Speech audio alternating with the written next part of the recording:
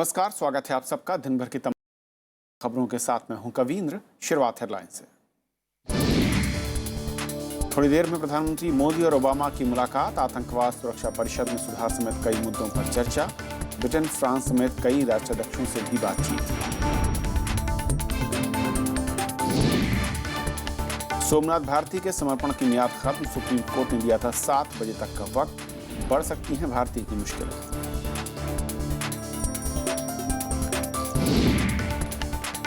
बिहार में दूसरे दौर के लिए नामांकन खत्म। निष्पक्ष मतदान के लिए चुनाव आयोग की तैयारियां पूरी। जीपीएस के जरिए होगी निगरानी। वायदा बाजार आयोग का सेबी में विलय। वित्त मंत्री ने कहा, बाजार में हेराफेरी पर लगाम लगाए सेबी। बैंकों को पेशेवर बनाने पर जोर। और अंतरिक्ष विज्ञान के क्षेत्र में इसरो ने रचा इतिहास। पहले खगोलीय उपग्रह एस्ट्रोसैट समेत 7 उपग्रहों का सफल प्रक्षेपण। दूरबीन के जरिए सुलझेंगे ब्रह्मांड के रहस्य।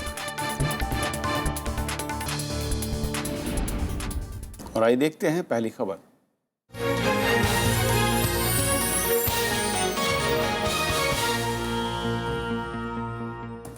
इसरो ने आज अंतरिक्ष विज्ञान में एक और कामयाबी हासिल की। श्रीहरिकोटा से इसरो ने एस्ट्रोसैट समेत 7 उपग्रहों का सफल प्रक्षेपण किया। एस्ट्रोसैट की मदद से ब्रह्मांड को समझने में मदद मिलेगी और इसके साथ ही अमेरिका के उपग्रह का भारत से व्यावसायिक प्रक्षेपण भी शुरू हो गया। प्रक्षेपण के दौरान केंद्रीय विज्ञान और राज्य मंत्री वाईएस चौधरी भी मौजूद थे। प्रधानमंत्री नरेंद्र मोदी ने सफल प्रक्षेपण पर वैज्ञानिकों को बधाई दी है। 2 1 0 +1 +2। PSLV C-30 के जरिए आसमान को चीरकर तेजी से आगे बढ़ता ये है देश का पहला एस्ट्रोसैट उपग्रह। एस्ट्रोसैट के सफलतापूर्वक प्रक्षेपण के साथ इसरो ने सोमवार को अंतरिक्ष विज्ञान में एक और मील का पत्थर स्थापित कर दिया। खगोल मिशन से जुड़े उपग्रह एस्ट्रोसैट को श्रीहरिकोटा स्थित सतीश धवन अंतरिक्ष केंद्र से छोड़ा गया। प्रक्षेपण के करीब 25 मिनट के भीतर यह अपनी कक्षा में पहुंच गया। Just now we completed the PSLV C-30 AstroSat mission and everything went on well with the mission, and we are used the extended version of PSLV vehicle we call as PSLV XL vehicle for this mission, and the performance of the vehicle has been excellent. PSLV C-30 1513 kilogram वजनी एस्ट्रोसैट के अलावा America के 4 और Indonesia और Canada के एक उपग्रह को ले गया है। एस्ट्रोसैट को पृथ्वी से 650 किलोमीटर की ऊंचाई पर कक्षा में स्थापित किया गया। इसरो और दूसरे अनुसंधान संस्थानों की मदद से इसके अत्याधुनिक पेलोड्स को विकसित किया गया है। इसमें 4 एक्सरे पेलोड्स के अलावा एक दूरबीन भी लगाई गई है, जिससे ब्रह्मांड के रहस्यों को समझने में मदद मिलेगी। इस प्रक्षेपण के साथ ही भारत अंतरिक्ष में दूरबीन लगाने वाले देशों के क्लब में शामिल हो गया है। इसमें एक ही उपग्रह में अलग अलग वेवलेंथ में ऑब्जर्व करने वाला क्षमता जो रखा हुआ है, ये पहला सैटेलाइट है। एक्सरे से फार यूवी तक जो है, ये पहला उपग्रह है, तो ये इसका खासियत है। इसरो अब तक 51 उपग्रहों का सफलतापूर्वक प्रक्षेपण कर चुका है। इसमें जर्मनी, फ्रांस, जापान, कनाडा और ब्रिटेन समेत 20 देशों के उपग्रह शामिल हैं। चंद्रयान 1 और मंगलयान की सफलता के बाद एस्ट्रोसैट देश का महत्वपूर्ण वैज्ञानिक मिशन है। अरुणा ठाकुर, राज्यसभा टीवी। और इसके बारे में और जानकारी के लिए और इसके तमाम रहस्यों को समझने की कोशिश करेंगे। हमारे साथ वरिष्ठ वैज्ञानिक गौहर रजा साहब हैं। गौहर साहब, स्वागत है और बधाई आपको। सबसे पहले तो कहा जा रहा है कि बहुत ही ऐतिहासिक पल भारत के लिए आज का दिन। ये क्यों आम आदमी के लिहाज से? ये बधाई के काबिल इसरो भी है और देश भी है पूरा, इसलिए कि हमने एक नया कदम रखा है। अब तक जितने हमारे ग्रह उपग्रह गए हैं वो सारे के सारे टेक्नोलॉजिकल मिशंस माने जाते हैं। ऐसा नहीं है कि उसमें साइंस नहीं थी, लेकिन मेजर जो ऑब्जेक्टिव था, जो लक्ष्य था हमारा, वो टेक्नोलॉजिकल लक्ष्य था। ये पहला उपग्रह है जो साइंटिफिक है नेचर के हिसाब से। IIC Bangalore, Tata institute of fundamental research, IUCAA Pune, यहाँ से जो कोलैबोरेशन किया गया है वो साइंटिफिक कोलैबोरेशन है। ये अपने अंदर टेक्नोलॉजिकल मार्वल तो लगता ही वो है ही, लेकिन उसके साथ साथ ये एक पहला मिशन ऐसा है जिसका लक्ष्य ये नहीं है कि हम आम आदमी को खाली एक सेल फोन दे देंगे या टेलीविजन अच्छी तरह से लगा देंगे या हम अपने धरती को आसानी से देख लेंगे, हम अब पूरे ब्रह्मांड को देखने की क्षमता रखते हैं। हमारे देश की एक आंख अब वहां मौजूद है जो आंख पूरे के पूरे ब्रह्मांड को स्कैन करेगी। ये एक साइंटिफिक मिशन है, वैज्ञानिक मिशन है, और ये इसलिए बहुत महत्वपूर्ण है कि हमारी यूनिवर्सिटीज, उनके फिजिक्स डिपार्टमेंट्स, बाकी जो अनुसंधान है उसके अंदर अब हमारी नज़रें जो हैं वो साइंस के ऊपर होंगी। जो डेटा जनरेट होगा, जो इन्फॉर्मेशन इससे हमें लगातार मिलती रहेगी, और ये इन्फॉर्मेशन अब पल पल मिलेगी हमको, वो पल पल इन्फॉर्मेशन जो है वो साइंटिफिक एंडेवर्स के लिए, ब्रह्मांड के रहस्य जानने के लिए हम इस्तेमाल करेंगे। अहम होगी। और ये भी कहा जा रहा है कि ये पहला मिशन है जहाँ पर ultraviolet, optical, low and high energy x ray, इसके क्या मायने हैं? देखिए, अगर हम इसरो के सफ़र को देखें तो औरों से हम भिन्न हैं, क्योंकि औरों के मिशंस में साइंस और टेक्नोलॉजी दोनों शामिल शुरू से ही रही। हमने ज़्यादा जो जोर दिया वो पीसफुल पर्पसेस के ऊपर और आम आदमी को डायरेक्टली सीधे क्या फ़ायदा होगा वो नज़रों में रखा। आज देश पहली बार इस पायदान पे पहुंच गया है कि हम एक्सरे से लेकर के और यूवी सेंसर्स तक इस्तेमाल करके, और वो भी अपने यहाँ बना करके, हमने किसी की मदद नहीं ली है इसमें। जाहिर है कि साइंस बाउंड्रीज को नहीं जानती है और सीमाओं को नहीं जानती है, तो हमारे यहाँ इंफॉर्मेशन ज़रूर आई है, लेकिन हमारे जो साइंटिस्ट देश में हैं उन्होंने ये एक टेलीस्कोप ऐसा बनाया है जो ब्रह्मांड को लगातार स्कैन कर सकता है। ब्रह्मांड को स्कैन करने के लिए हमें एक बहुत वाइड रेंज आँख की ज़रूरत है। हमारी आंखें तो सिर्फ रोशनी को देख पाती हैं, लेकिन एक ऐसी आँख की ज़रूरत है जो एक्सरे से लेकर के और पूरे रेंज, एक बड़ी रेंज तक देख सके। वहाँ भेजना इसलिए ज़रूरी है कि बहुत सारी ऐसी किरणें होती हैं जो हमारे कवच में दाखिल होते ही, हवा के कवच में दाखिल होते ही वो एब्सॉर्ब हो जाती हैं, वो हम देख नहीं सकते हैं, वो हम तक पहुंचती नहीं।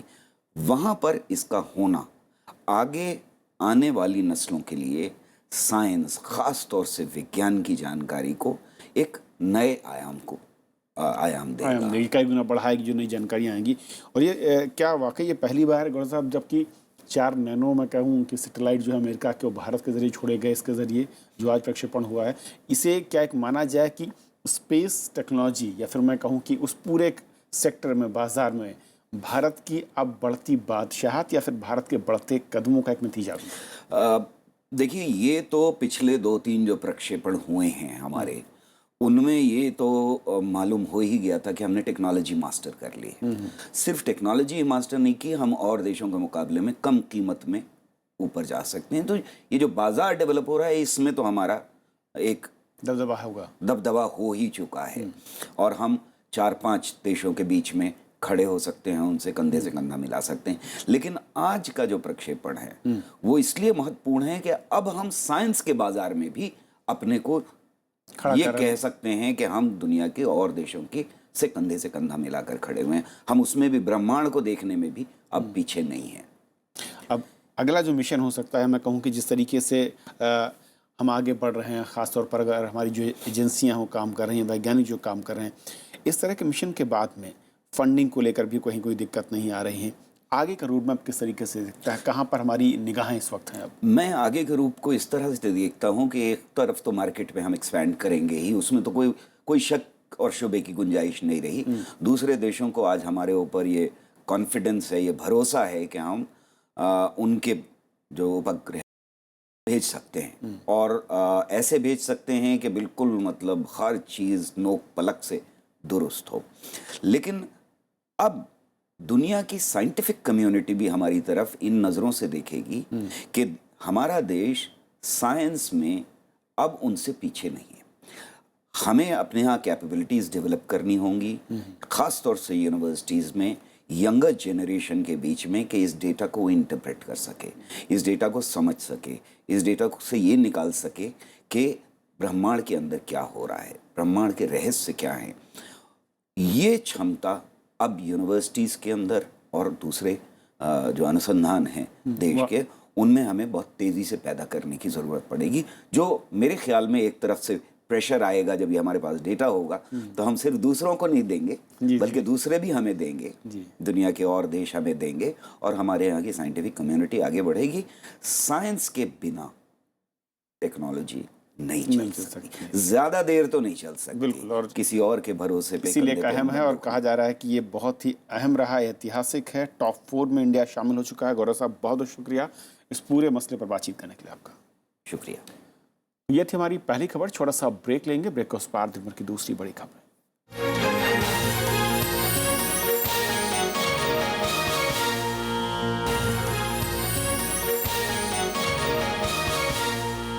राज्यसभा टेलीविजन के खास प्रोग्राम विरासत में आपका स्वागत है।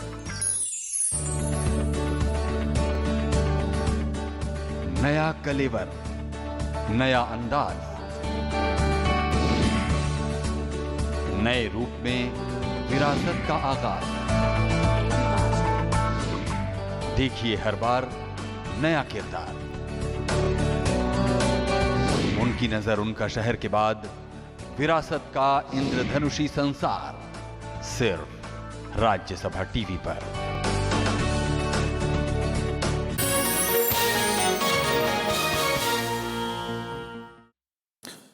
और अब खबरें नरेंद्र मोदी की अमेरिका यात्रा की।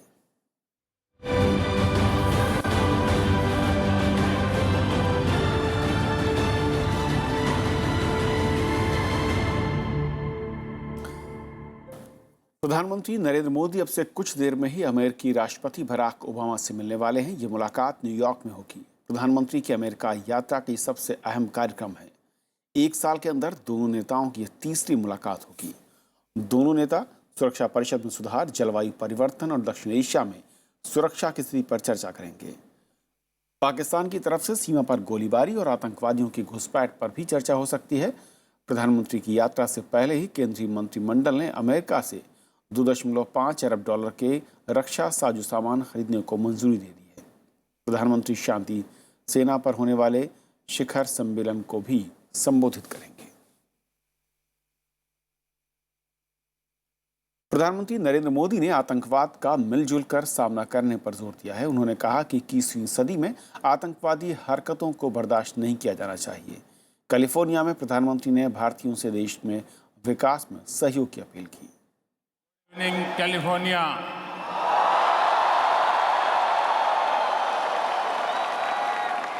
कैलिफोर्निया में सैन होजे के सेप सेंटर में करीब 18,000 अनिवासी भारतीयों ने प्रधानमंत्री नरेंद्र मोदी का जोरदार स्वागत किया। प्रधानमंत्री ने दूर बसे इन भारतीयों को ब्रेन गेन यानी उपलब्धि करार दिया। नरेंद्र मोदी ने कहा कि 21वीं सदी भारत की सदी है। पिछले कुछ समय से अब लोग ये नहीं कहते हैं कि 21वीं सदी एशिया की सदी है। अब लोग कह रहे हैं 21वीं सदी 21वीं सदी हिंदुस्तान की सदी है। प्रधानमंत्री ने आतंकवाद के खतरे पर भी बात की। उन्होंने कहा कि भारत 40 साल से इस समस्या को झेल रहा है। पश्चिमी देशों को इसका खतरा तब पता चला जब उनके देश में आतंकवादी हरकतें हुईं। ये परिभाषा न होने के कारण एक गुड टेररिज्म और बैड टेररिज्म चल रहा है। एक गुड टेररिज्म और बैड टेररिज्म से हम मानवता की रक्षा नहीं कर सकते। टेररिज्म टेररिज्म होता है, आतंकवाद आतंकवाद होता है। इससे पहले प्रधानमंत्री ने फेसबुक और गूगल के मुख्यालय का दौरा भी किया। प्रधानमंत्री ने फेसबुक के दफ्तर पर सवालों के जवाब में कहा कि उनका सपना भारतीय अर्थव्यवस्था को $8 ट्रिलियन से $20 ट्रिलियन बनाने का है। वहीं गूगल ने भारत के 500 रेलवे स्टेशनों पर मुफ्त वाईफाई सुविधा देने की घोषणा की। Bureau report, Rajya Sabha TV.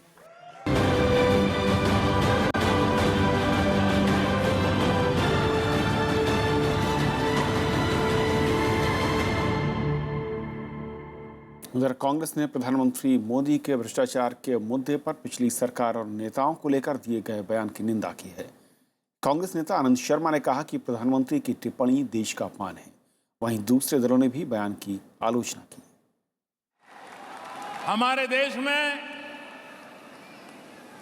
राजनेताओं पर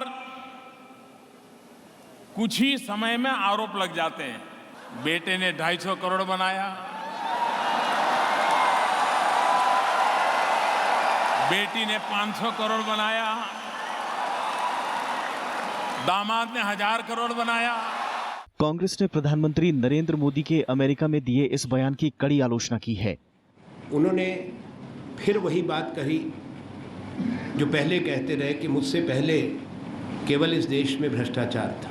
लौटकर ये सूची जारी करें तो शायद देश उसको पढ़ पाएगा और आपसे कुछ प्रश्न कर पाएगा। प्रधानमंत्री को विदेश में जाकर के अपने देश की विपक्षी पार्टी के नेताओं के बारे में टिप्पणी नहीं करना चाहिए।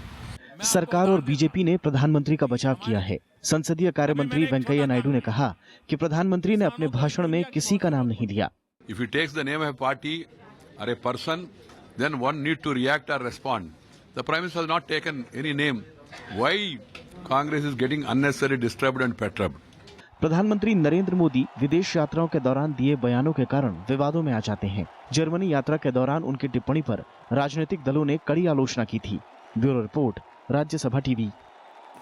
सीबीआई ने कोयला आवंटन मामले में पूर्व प्रधानमंत्री को अतिरिक्त आरोपी के तौर पर बुलाने का विरोध किया है। आरोपी मधु कोड़ा ने मनमोहन सिंह को आरोपी के तौर पर बुलाने के लिए याचिका दी थी। सीबीआई ने कहा कि रिकॉर्ड में ऐसा कोई सबूत नहीं कि पूर्व प्रधानमंत्री ने जनदल समूह की कंपनियों को कोल ब्लॉक आवंटन के लिए पैरवी की। जांच एजेंसी ने कहा कि गहराई से तहकीकात करने के बाद मनमोहन सिंह को आरोपी के तौर पर बुलाने की कोई वजह सामने नहीं आई। कोर्ट अब 16 अक्टूबर को फैसला सुनाएगा।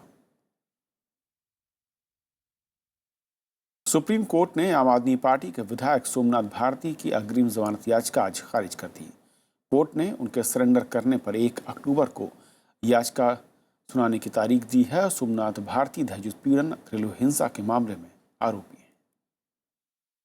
सुप्रीम कोर्ट ने सोमवार को सोमनाथ भारती को पहले पुलिस के सामने सरेंडर करने का आदेश दिया। कोर्ट ने कहा कि निचली अदालतों से उनकी याचिका खारिज होने के बाद उन्हें जिम्मेदार नागरिक की तरह बर्ताव करना चाहिए। उन्होंने कहा है कि हमारे साथ न्याय होना चाहिए और मैं आपको बताना चाहूँगा कि हम जब भी कोई केस इन्वेस्टिगेट करते हैं, हम केस को इन्वेस्टिगेट मेरिट पे करते हैं। सोमनाथ भारती के वकील ने दिल्ली पुलिस और मुख्यमंत्री अरविंद केजरीवाल को चिट्ठी लिखी है। इसमें अरविंद केजरीवाल पर उनका साथ न देने का आरोप लगाया गया है। वहीं दिल्ली पुलिस पर पक्षपात का आरोप लगाया है। ये चर्चा अब यहाँ से आगे बढ़ चुकी है कि मोदी जी की पुलिस उनके इशारे पर आम आदमी पार्टी के लोगों के साथ क्या क्या करती है, क्या क्या नहीं करती है। इससे आगे चर्चा बढ़ चुकी है। बड़ी बात यह है कि इस तरह की कोई चिट्ठी हमें रिसीव नहीं हुई है। सोमनाथ भारती की पत्नी लिपिका मित्रा ने उनके खिलाफ घरेलू हिंसा और हत्या करने का केस दर्ज कराया है। दिल्ली हाईकोर्ट से अग्रिम जमानत याचिका खारिज होने के बाद सोमनाथ ने सुप्रीम कोर्ट में अर्जी लगाई थी। मामले की अगली सुनवाई 1 अक्टूबर को होगी। अनु दीवान, राज्यसभा टीवी। और बात बिहार चुनाव की।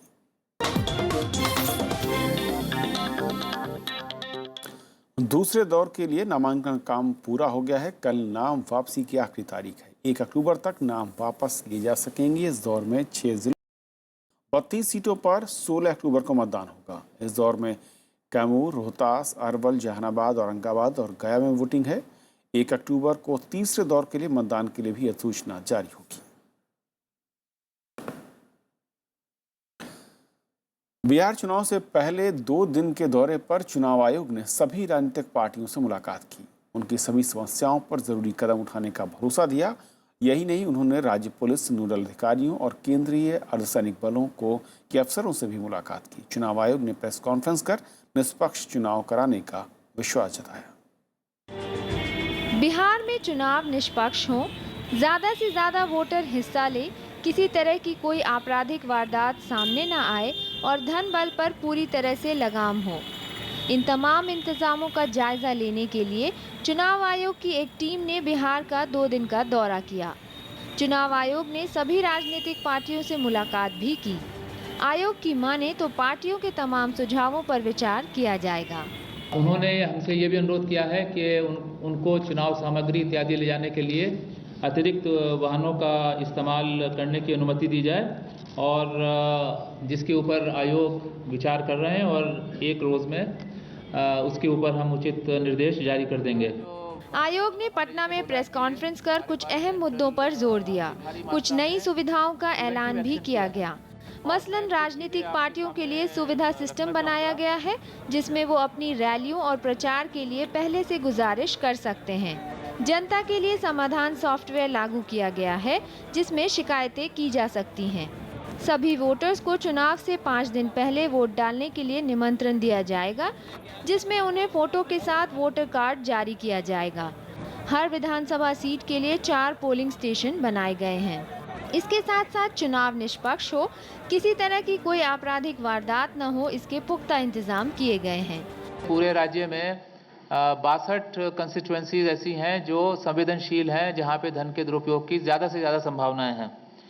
उसको हम लोगों ने आइडेंटिफाई किया है और उसके ऊपर हमारे फ्लाइंग स्क्वाड और सर्विलेंस टीम की विशेष निगरानी रहेगी।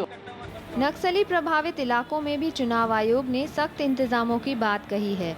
उन्होंने राज्य पुलिस नोडल अधिकारी के साथ साथ चुनाव के लिए तैनात अर्धसैनिक बलों को तैयार रहने के निर्देश दिए हैं। Bureau report, Rajya Sabha TV. वित्त मंत्री अरुण जेटली ने सेबी से बाजार में हेराफेरी रोकने पर लगाम लगाने को कहा है। वित्त मंत्री मुंबई में वायदा बाजार आयोग यानी फॉरवर्ड मार्केट कमीशन और सेबी के विलय कार्यक्रम में बोल रहे थे। उन्होंने कहा कि बदलते वक्त के साथ सेबी की भूमिका भी बदल रही है। मुंबई में वित्त मंत्री अरुण जेटली की मौजूदगी में वायदा बाजार आयोग का सेबी में विलय हुआ। इस मौके पर वित्त मंत्री ने कहा कि विलय से शेयर और कमोडिटी बाजार के नियमों में एक रूपता आएगी। उन्होंने नई जिम्मेदारी को सेबी के लिए चुनौती बताया। The market participants and the regulators have to brace themselves to face the challenges thrown up by the global developments of ever-growing exchanges and the integration of markets. The merger would bring convergence of regulations of the security market and the commodity derivative market. वित्त मंत्री ने कहा कि सेबी को बाजार में हेरफेर रोकने के लिए कदम उठाने चाहिए। उन्होंने निवेशकों का भरोसा बढ़ाने के लिए पारदर्शिता को जरूरी बताया। Farmers, producers, consumers need to have confidence that derivatives markets are free from manipulation and other market abuses. I am sure that SEBI would be successfully able to handle the additional responsibility entrusted. वित्त मंत्री ने Indian bank association की आम सभा में बैंकों में सरकारी हिस्सेदारी घटाने की बात कही। उन्होंने कहा कि सरकारी बैंकों को आजादी मिलनी चाहिए ताकि वो पेशेवर तरीके से फैसले कर सकें। Bureau report, Rajya Sabha TV. RBI कल कर्जदारों को खुशखबरी दे सकता है। माना जा रहा है कि कल होने वाली मौद्रिक नीति समीक्षा में ब्याज दरें 4.25% कम हो जाएंगी। सरकार और उद्योग जगत लंबे वक्त से इसकी मांग कर रहे हैं। थोक महंगाई दर पिछले 10 महीने से नेगेटिव है। वहीं खुदरा महंगाई दर अगस्त में गिरकर 3.66% पर आ गई।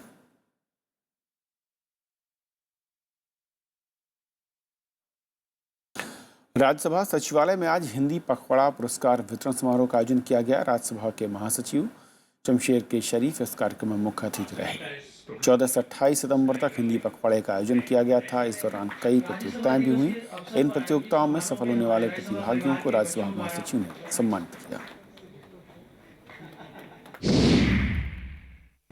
जहाँ तक पखवाड़े का सवाल है, हम सब कोशिश करते हैं अपने अपने तरीके से, और हर साल मुझे लग रहा है कि इम्प्रूवमेंट तो हो ही रहा है, लेकिन मुझे ज़्यादातर सुझाव नहीं आते हैं। और इसलिए मैंने रिक्वेस्ट किया है संयुक्त सचिव जी से कि हम लोग एक थोड़ा स्टैटिस्टिकल डिटेल बनाएं। तो इस बुलेटिन में भी इतना ही। नमस्कार।